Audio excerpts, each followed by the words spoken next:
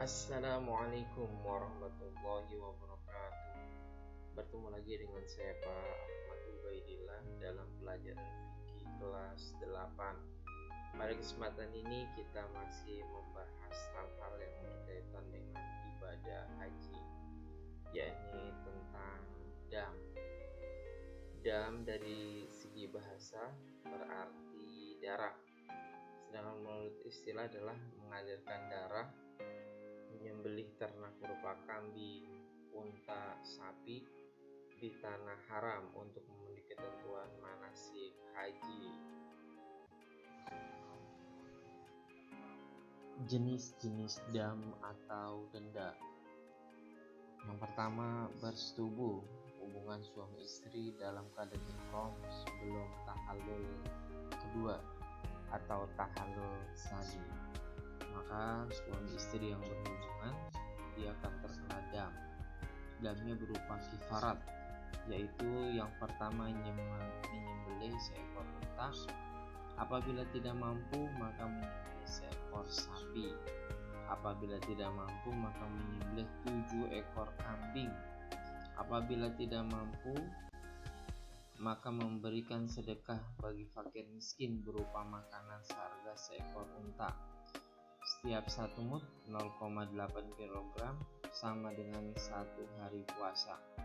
Hal ini dikiaskan dengan kewajiban puasa 2 bulan berturut-turut bagi suami istri yang senggama di siang hari bulan Ramadan. Yang kedua, berburu atau membunuh binatang buruan. Maka ini juga terkena dam. Damnya adalah memilih satu di antara 3 jenis berikut ini. Yang pertama, menyembelih binatang yang sebanding dengan binatang yang diburu atau dibunuh. Yang kedua, bersedekah makanan kepada fakir miskin di tanah haram senilai binatang tersebut. Dan yang ketiga, berpuasa senilai harga binatang dengan catatan setiap mud berpuasa 1 hari. Berikutnya yang terkena dam adalah mengerjakan salah satu dari larangan berikut.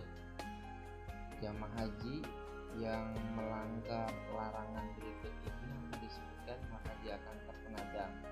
Yang pertama, bercukur rambut. Yang kedua, memotong kuku. Yang ketiga, memakai pakaian berjahit.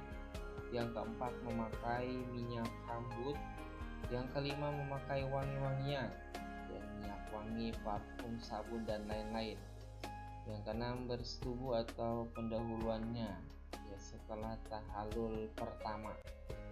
Maka jamaah haji yang melanggar larangan tersebut damnya berupa dam takhyir, yaitu boleh memilih salah satu di antara 3 hal, yaitu menyembelih seekor kambing, berpuasa 3 hari, bersedekah sebanyak 3 gantang atau 9,3 liter makanan kepada 6 orang fakir miskin. Selanjutnya yang terkena dam adalah jamaah haji yang melaksanakan haji dengan cara haji tamattu atau haji qiron. Haji tamattu yaitu mengerjakan umroh terlebih dahulu baru mengerjakan haji. Sedangkan haji qiron mengerjakan haji dan umroh di dalam satu niat dan satu pekerjaan sekaligus. Maka jamaah haji yang tamattu dan qiron dia terkena dam dengan urutan. Yang pertama, memotong seekor kambing. Apabila tidak mampu maka wajib berpuasa 10 hari. 3 hari dilaksanakan suatu ihram sampai Idul Adha, sedangkan 7 hari lainnya dilaksanakan setelah kembali ke negerinya. Jamaah haji berikutnya yang terkena dam adalah meninggalkan salah satu wajib haji sebagai berikut. Yang pertama, ihram dari mikot, ini termasuk wajib haji. Yang kedua, melontar jumroh. Yang ketiga, bermalam di Muzdalifah. Yang keempat, bermalam di Mina pada hari tasyrik. Yang kelima, melaksanakan tawaf wada. Maka apabila jamaah haji meninggalkan salah satu dari wajib haji ini, hajinya tetap sah tapi wajib membayar dam. Damnya dibayar dengan urutan yang pertama, memotong seekor kambing. Apabila tidak mampu, maka wajib berpuasa 10 hari.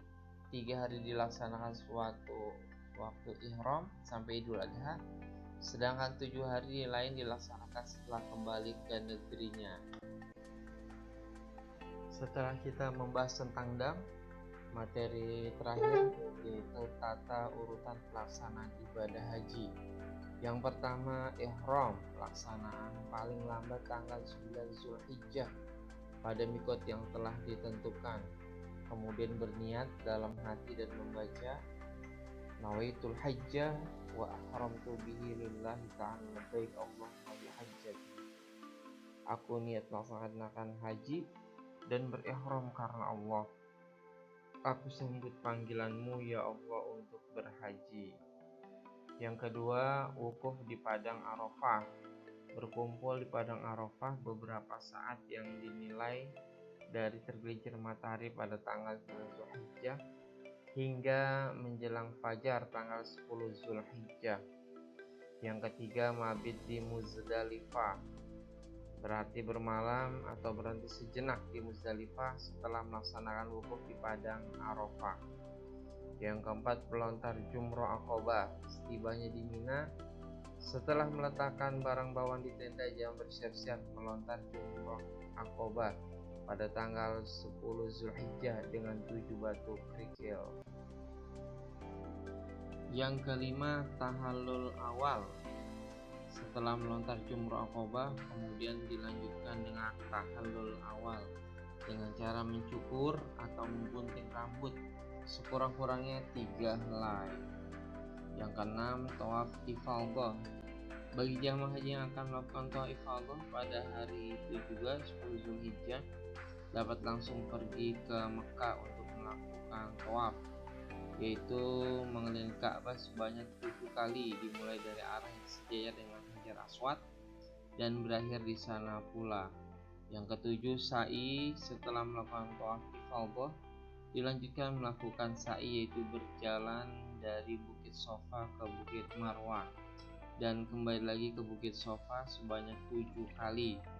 Sebelum mulai sa'i, kita dihadapkan badan ke arah Ka'bah. Yang kedelapan, tahallul kedua atau tahallul tsani. Setelah melakukan sa'i, kemudian dilanjutkan dengan tahallul kedua. Dengan tahallul ini berarti seseorang telah melakukan 3 perbuatan, yakni melontar jumroh Aqobah, tawaf ifadhah, dan sa'i. Dan dengan demikian, bagi suami istri terbebas dari larangan untuk hubungan suami istri. Yang kesembilan, mabit di Mina. Setelah tiba di Mina, jamaah haji bermalam di sana selama 3 malam. Jamaah berada di Mina sejak tanggal 10 sampai tanggal 12 atau 13 Zulhijjah. Pada tanggal 10 Zulhijjah, para jamaah melempar jumroh Aqobah. Sedangkan pada tanggal 11 Zulhijjah barulah mereka melontar 3 jumroh, yaitu Ula, Wusta, dan Aqobah, masing-masing 7 kali dengan menggunakan batu kerikil. Hal yang sama dilakukan pada tanggal 12 dan 13 Zulhijjah. Namun ada juga para jamaah yang melontar ketiga jumroh hanya sampai pada tanggal 12 Zulhijjah sore harinya, dan kemudian mereka meninggalkan Mina menuju Mekah. Hal ini disebut nafar awal. Sedangkan para jamaah yang melakukan pelontaran jumroh sampai tanggal 13 Zulhijjah sore harinya, mereka disebut nafar tsani. Dengan selesainya kegiatan pelontaran di atas, bagi mereka yang mengerjakan haji tamattu dan haji qiron, selesailah seluruh rangkaian kegiatan ibadah haji dan kembali ke Mekah. Akan tetapi, bagi mereka yang mengerjakan haji ifrad, masih diharuskan mengerjakan umrah, yaitu dimulai dengan ihram untuk umrah, lalu tawaf, sa'i, dan diakhiri dengan tahallul. Setelah selesai umrah berarti selesailah seluruh rangkaian kegiatan ibadah hajinya. Bagi mereka ingin meninggalkan tanah suci Mekah dan kembali ke tanah yang melaksanakan haji, melaksanakan tawaf wada atau tawaf perpisahan. Caranya sama saja dengan tawaf ifadah, tetapi pada tawaf wada tidak disertai dengan sa'i dan dengan berpakaian biasa. Alhamdulillah, materi kita pada hari ini telah selesai tentang ibadah haji. Mudah-mudahan dapat dipahami dan dapat dimengerti. Lebih kurangnya saya mohon maaf. Untuk evaluasi, silakan jawab pertanyaan di bawah ini. Apa yang dimaksud dengan tahallul? Silakan tulis di kolom komentar. Jangan lupa like, comment, and subscribe. Atas perhatiannya terima kasih. Assalamualaikum warahmatullahi wabarakatuh.